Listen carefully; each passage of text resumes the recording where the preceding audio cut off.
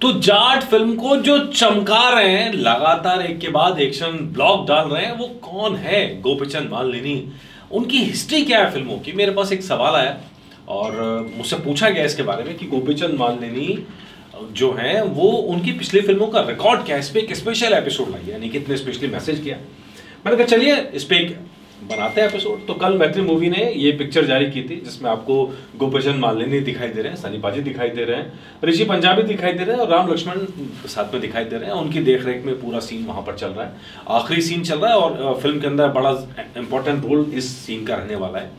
लेकिन गोपीचंद मालिनी इस फिल्म को लगे हुए हैं, लगातार लगे हुए हैं। तो मैंने उनका जरा ग्राफ देखा सारा कि उनकी कौन सी फिल्में हैं और उनकी बाकी फिल्मों ने कैसा काम किया है और इस फिल्म से आप कैसी उम्मीद कर सकते हैं। तो नंबर एक, गोपीचंद मालिनी 2010 से फिल्म का डायरेक्शन शुरू किया है और गोपीचंद मालिनी के बारे में खास बात यह है कि वो नॉर्थ से बहुत प्रभावित हैं। मतलब आज जो तमाम बहस चल रही है साउथ वर्सेस नॉर्थ की, तो गोपीचंद मालिनी ने जो पहली फिल्म बनाई थी उस फिल्म का नाम भी हिंदी की फिल्म डॉन के ऊपर रखा था, क्योंकि वो अमिताभ बच्चन की डॉन से बहुत प्रभावित थे। और साउथ की बहुत सारी फिल्मों के अंदर आपने देखा होगा कि एक डॉन वाला किस्सा बहुत रहता भी है, मतलब किसी न किसी रूप में डॉन रहता है और उनकी इस फिल्म के अंदर भी एक डॉन से सामना होगा अपने जाट का। तो डॉन है रणदीप हुड्डा जिसका रोल निभा रहे हैं, वो एक तरह के डॉन ही अपने इलाके के।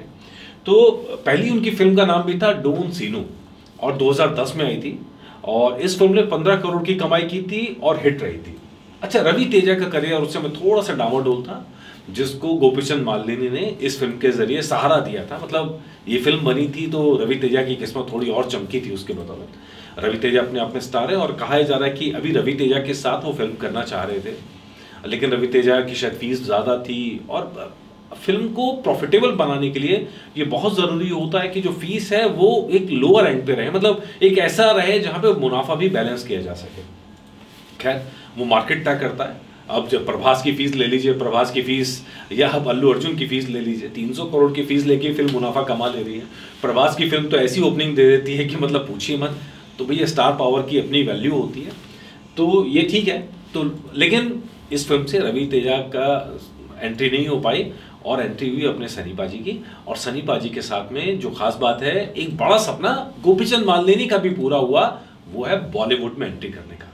मतलब इसको एग्जैक्टली बॉलीवुड कहना चाहिए कि नहीं कहना चाहिए, क्योंकि तमाम हिंदी फिल्मों को बॉलीवुड कहना एकदम गलत है। बॉलीवुड का अपना एक तरीका है, अपना एक स्टाइल है, उससे अलग हटके गोपीचंद मालिनी तेलुगु स्टाइल में, मतलब साउथ के स्टाइल में एक हिंदी फिल्म बना रहे हैं। तो मेरे हिसाब से तो बॉलीवुड तो कहीं से नहीं हुई, आप हिंदी फिल्म कह लीजिए उसे। लेकिन अच्छा चलिए, इसके बाद मजेदार चीज़ ये है कि इस फिल्म के ऊपर बात करें तो इस फिल्म का रीमेक बने और हिंदी में सबसे बड़ा डॉन के नाम से 2 बार इसकी डबिंग हुई। इसके अलावा बंगाली के अंदर इसका रीमेक हुआ।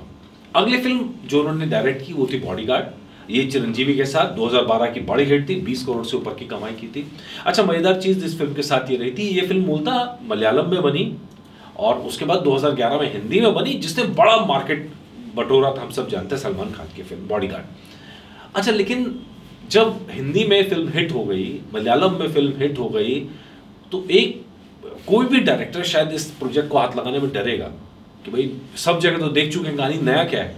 तो लेकिन यहाँ पर गोपीचंद मालिनी ने उस फिल्म को हाथ लगाया और जब बाकी लोग हाथ लगाने को तैयार नहीं तो उन्होंने हाथ लगाया और फिल्म को अपने स्टाइल में चमकाया, एकदम साउथ के तड़के में फिल्म बनाई और फिल्म वहाँ पर भी चली। खूब अच्छी कहानी, खूब अच्छे तरीके से उन्होंने पेश की। सबसे खास बात गोपीचंद मालिनी की है जो उनकी फिल्मों में नजर आती है, एक्शन और जो जड़ों से जुड़ाव होता है, लोकल मास कनेक्ट जो होता है उनकी फिल्मों के अंदर नजर आता है। और जो सबसे बड़ी चीज़ नजर आती है वो है कॉमेडी और एक्शन का तड़का जो मिक्स करके वो लाते हैं ना, वो शानदार रहता है। अच्छा, बालूपू अगेन फिल्म रवि तेजा के साथ फिल्म और 2013 में आई थी, 28 करोड़ से ऊपर का कारोबार किया था। ये फिल्म ब्लॉकबस्टर रही थी, बड़े उतार चढ़ाव उनकी फिल्म में, ट्विस्ट एंड टर्न्स उनकी फिल्म में, कॉमेडी एक्शन इन सब का घालमेल करके जो लाते हैं ना, वो कहीं ना कहीं एक मास कनेक्ट क्रिएट करती है और इसीलिए कम उम्र में उन्होंने अपनी एक जगह बनाई है और कम उम्र के अंदर उन्होंने अपनी एक पहचान बनाई है मसाला फिल्मों को लेकर। उनको मसाला फिल्म बनाने में कोई शर्म नहीं है, ये उनकी आप सारी जो मूवीज़ की लिस्ट आप उठा के देख लेंगे, उन सारी लिस्ट के अंदर आपको नजर आएगा। पड़ंगा चेस्कू राम के साथ 2015 में आई, हिट फिल्म रही और 28 करोड़ से ऊपर का कारोबार इस फिल्म ने किया। अच्छा, इसके बाद अगली फिल्म आई विनर साई धाम तेज के साथ 2017 में और ये फिल्म ने 25 करोड़ का कारोबार किया। अच्छा, मजेदार चीज क्या है, अब तक कोई भी फिल्म जितनी हमने चर्चा की है या आने वाली फिल्म, कोई ऐसी फिल्म नहीं रही जिसने प्रोड्यूसर को नुकसान दिया है। तो ऐसे में प्रोड्यूसर के चहेते क्यों नहीं बनेंगे भाई मालिनी साहब? गोपीचंद मालिनी प्रोड्यूसर के चहेते इसीलिए कि वो जो मूवी बनाते हैं वो बॉक्स ऑफिस पर जो करे ना करे, साउथ का चलन दूसरा, मैं आपको पहले भी बता चुका हूँ, पिछले एपिसोड के अंदर भी मैंने बताया था। साउथ का चलन कुछ इस तरह कि वो डिस्ट्रीब्यूटर को फिल्म बेच देते हैं, उसके बाद वो चिंता मुक्त हो जाते हैं कि भैया उन्होंने 100 रुपये में माल बनाया और 125 रुपये में बेच दिया, 150 रुपये में बेच दिया, उनका प्रॉफिट पक्का। अब उन्हें मतलब नहीं फिल्म चले ना चले।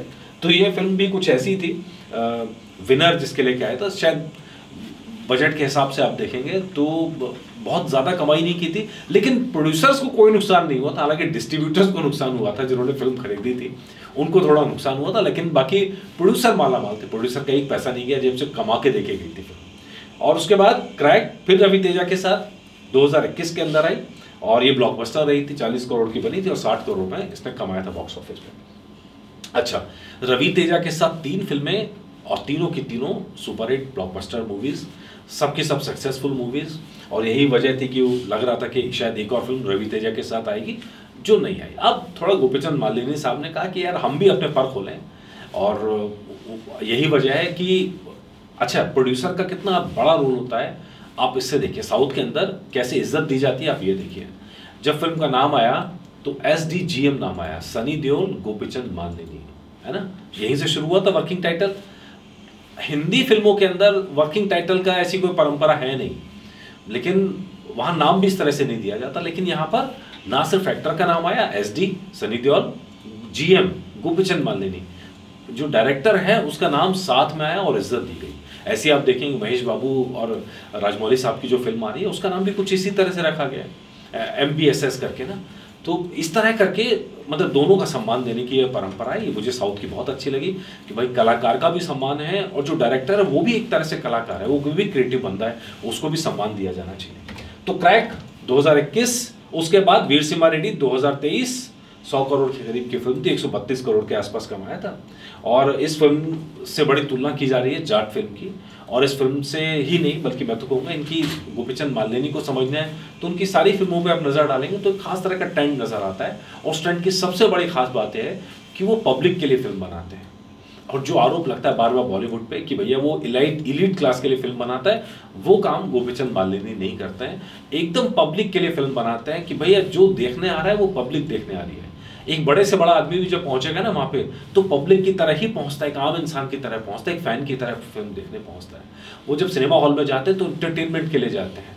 वो इंटरटेनमेंट गोपीचंद मालिनी की आपको हर फिल्म के अंदर दिखाई देगा, चाहे वो एक्शन हो, चाहे इमोशन हो, चाहे ड्रामा हो, चाहे इंटरटेनमेंट में आपकी कॉमेडी हो, सब भरपूर मसाला उनकी फिल्मों में रहता है।